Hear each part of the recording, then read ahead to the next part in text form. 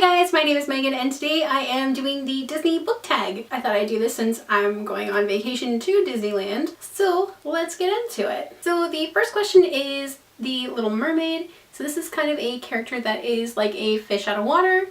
So for this one I chose Merritt from Chicagoland Vampires. Merritt is kind of way out of her element. She is attacked by a vampire and basically becomes a vampire and just kind of thrown into the vampire lifestyle. So that's kind of why I chose her. And Merritt does become a total badass throughout this entire series. The second one is Cinderella, and this is a character who goes through a major transformation. For this one I chose Jane Yellowrock from the Jane Yellowrock series. Jane kind of starts out as a vampire hunter, so she kind of takes out these vampires that are like corrupted and evil, and then Jane kind of goes through this transformation throughout her whole series of becoming like this badass who works with vampires and works with the vampires of New Orleans to help protect their city, and she learns how to use her powers. And from the point where she starts off in the first book and to the point where she is in the current book is so completely different. She's kind of was alone in that first book. She was just kind of on her own, and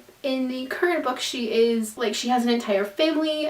She's kind of like adopted people and like collected a family around her, so that's kind of why I chose her as my Cinderella. So number 3 is Snow White, and this is a book with an eclectic cast of characters. So for this one I chose the Chronicles of Nick, just because there's so many different types of characters. So our main character Nick thinks he's human, but he is definitely not. He is a demon, and there's all sorts of demons and dark hunters, which if you guys have read Sherilyn Kenyon books, they are from her other series. The Chronicles of Nick is kind of like a young adult version of the Dark Hunters series. So there's vampires, gods, angels, demons, vampires, werewolves, zombies, rednecks, all sorts of different characters, and I love them as an eclectic cast. Number 4 is Sleeping Beauty, and this is a book that put you to sleep. So unfortunately for this one I'm gonna have to go with the Tales of Sherlock Holmes, the bound up edition. That book bored me to tears, even though I desperately love Sherlock and all the different like kind of cool or the new takes on Sherlock. The original books put me to sleep. So question number 5 is Lion King. This is a character with a traumatic childhood or a traumatic event in their childhood.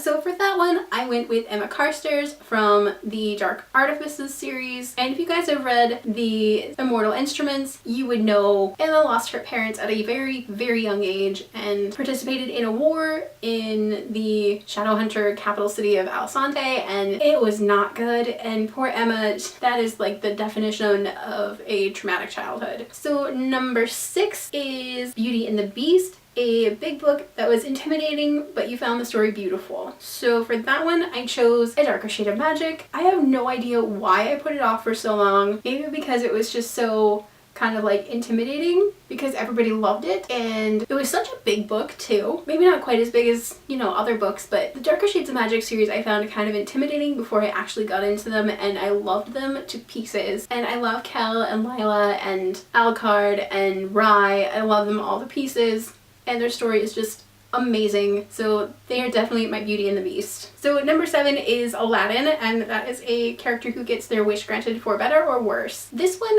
I chose Caraval. It's kind of all of these wishes of becoming independent as well as trying to get away from an abusive father, and these characters get dragged through this game and they're made to put up with all of these different shenanigans and all this other horrible crap. They get their wishes granted, not quite in the way that they thought they would, but they definitely get them granted, and depending on which character you go with, both good and bad reasons. So they are definitely my Aladdin. Question 8 is Mulan, a character who pretends to be someone or something they are not.